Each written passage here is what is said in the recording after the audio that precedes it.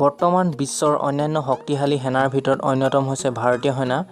ভাৰতীয় সেনাই শত্ৰুক পৰাজিত কৰাই হওক নাইবা দেশৰ আভ্যন্তৰীণ বিশৃংখলা নিৰ্মূল কৰাই হওক, ভাৰতীয় সেনাৰ দ্বাৰা কৰ্মসৃষ্টি ইতিহাসৰ পাতত সোণালী আখৰে সুসজ্জিত হৈ থাকিব। নমস্কাৰ বন্ধুসকল, আপোনালোক সকলোকে স্বাধীনতা দিৱসৰ শুভেচ্ছা জনাইছোঁ। আজি আমি আলোচনা কৰিম ভাৰতীয় সেনাৰ কিছুমান ফেক্ট অৰ্থাৎ আশ্চৰ্যকৰ কথাৰ বিষয়ে। আহকচোন ভিডিঅ'টো আৰম্ভ কৰোঁ। ফেক্ট নম্বৰ 1, ভাৰতীয় সেনাৰ নিৰ্মাণ 1776 চনত প্ৰতিষ্ঠা কৰিছিল, যিটো ইষ্ট ইণ্ডিয়া কোম্পানীয়ে কলকাতাত প্ৰতিষ্ঠা কৰে।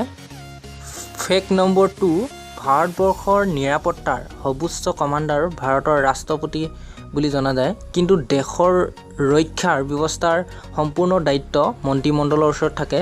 দেশ ৰক্ষাৰ লগত জড়িত সকলোবিলাক বিষয় মন্ত্ৰীমণ্ডলৰ দ্বাৰা পৰিচালিত কৰে, য'ত ইয়াৰ অধ্যক্ষ ভাৰতৰ প্ৰধানমন্ত্ৰীৰ দ্বাৰা পৰিচালনা হয়।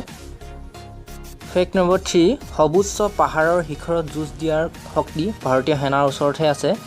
ভাৰতত থকা হাই আল্টিটিউড ৱাৰফেয়াৰ স্কুল বিশ্বৰ বিভিন্ন সৈনিকসকলক ট্ৰেইনিং দিয়া হয়, য'ত আমেৰিকা, ইংলেণ্ড, ৰুছৰ বিশেষ সেনাবলে আফগানিস্তানৰ ওপৰত আক্ৰমণ কৰাৰ আগতে ইয়াত প্ৰশিক্ষণ লৈছিল। ফেক্ট নম্বৰ 4, আপুনি জানেনে বিশ্বৰ আটাইতকৈ ওখ ৰণভূমি চিয়াচিন গ্লেছিয়াৰ, য'ত ইয়াৰ উচ্চতা সমুদ্ৰপৃষ্ঠৰ পৰা 5000 মিটাৰ ওখ। ইয়াৰ টেম্পাৰেচাৰ -45 ডিগ্ৰী তললৈকৈ হ্ৰাস হয় আৰু ইয়াত অক্সিজেন কম হোৱাৰ বাবে সাধাৰণ মানুহে উশাহ নিশাহ ল'বলৈ বহুত কষ্টকৰ হয়। কিন্তু আপুনি জানেনে ভাৰতীয় সেনাই ইয়াত নিজৰ কৰ্তব্য পালন কৰে। ফেক্ট নম্বৰ 5, আপুনি জানেনে ভাৰত পাকিস্তানৰ লংগেৱালা যুদ্ধৰ আধাৰত ভাৰতৰ বলিউড অভিনেতা ছানী দেওলৰ চিনেমা বৰ্ডাৰ বনোৱা হৈছিল। কিন্তু গুৰুত্বপূৰ্ণ কথাটো হ'ল যে ভাৰতৰ মাত্ৰ 120 জন সৈনিকে পাকিস্তানৰ 2000 জন সৈনিকক এই যুদ্ধত পৰাজিত কৰিছিল। ফেক্ট নম্বৰ 6, আপুনি জানেনে 2013 চনত ভাৰতৰ বায়ু সেনাই অপাৰেশ্যন সুৰক্ষা অভিযান আৰম্ভ কৰিছিল, যিটো ভাৰতৰ উত্তৰাখণ্ডত অহা ভয়ংকৰ বানত ডুব যোৱা 20,000 জন লোকক ইয়াৰ পৰা বচাইছিল। ফেক্ট নম্বৰ 7, আপুনি জানেনে ভাৰতৰ আটাইতকৈ ডাঙৰ নিৰ্মাণ এজেঞ্চিৰ ভিতৰত এক হৈছে MES আৰু PRO। এই এজেঞ্চিকেইটা ৰাস্তা নিৰ্মাণ আৰু মেৰামতিৰ বাবে জনা যায় আৰু বিশ্বৰ ওখ ৰাস্তা খনন আৰু পাহাৰ খনন কৰি ৰাস্তা নিৰ্মাণৰ দায়িত্ব এই এজেঞ্চিৰ দ্বাৰা সম্পন্ন কৰা হয়। ফেক্ট নম্বৰ 8, আমি জানো যে 1971 চনত ভাৰত আৰু পাকিস্তানৰ মাজত যুদ্ধ হৈছিল। এই যুদ্ধত পাকিস্তান পৰাজয় বৰণ কৰিবলগীয়া হৈছিল আৰু 93,000 জন পাকিস্তান সৈনিকে ভাৰতীয় সেনাৰ ওচৰত আত্মসমৰ্পণ কৰিছিল, যিটো দ্বিতীয় বিশ্বযুদ্ধৰ পাছত আটাইতকৈ ডাঙৰ আত্মসমৰ্পণ আছিল, যিটো পাকিস্তানৰ সৈনিকৰ দ্বাৰা হৈছিল।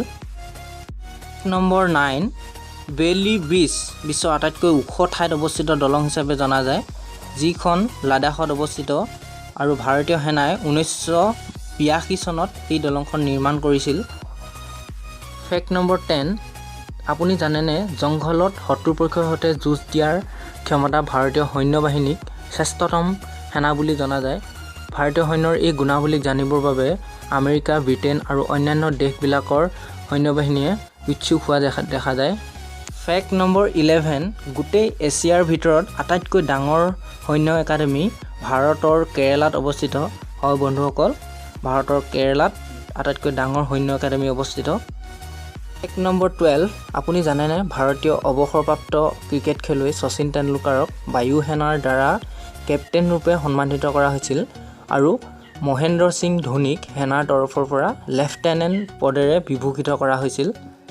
ফেক্ট নম্বৰ 13, আপুনি জানেনে অসম ৰাইফলছ ভাৰতীয় সেনাৰ আটাইতকৈ পুৰণি পেৰামিলিটাৰী ফ'ৰ্চ হয়, যিটো স্থাপন হৈছিল 1835 চনত। ফেক্ট নম্বৰ 14, আপুনি জানেনে ভাৰতীয় সেনাই কোনো দেশৰ ওপৰত আগতীয়াকৈ আক্ৰমণ কৰা নাই। ইতিহাসত যিমানবিলাক যুদ্ধ হৈছে আন দেশৰ সৈন্যবাহিনীয়ে প্ৰথম আক্ৰমণ কৰিছে, যিটো আমাৰ দেশৰ বাবে গৌৰৱৰ বিষয়। এয়ে আছিল ভাৰতীয় সেনাৰ কিছুমান আশ্চৰ্যকৰ কথা। আৰু যদি ভিডিঅ'টো ভাল পালে তেন্তে চেনেলটো ছাবস্ক্ৰাইব কৰিবলৈ নাপাহৰিব।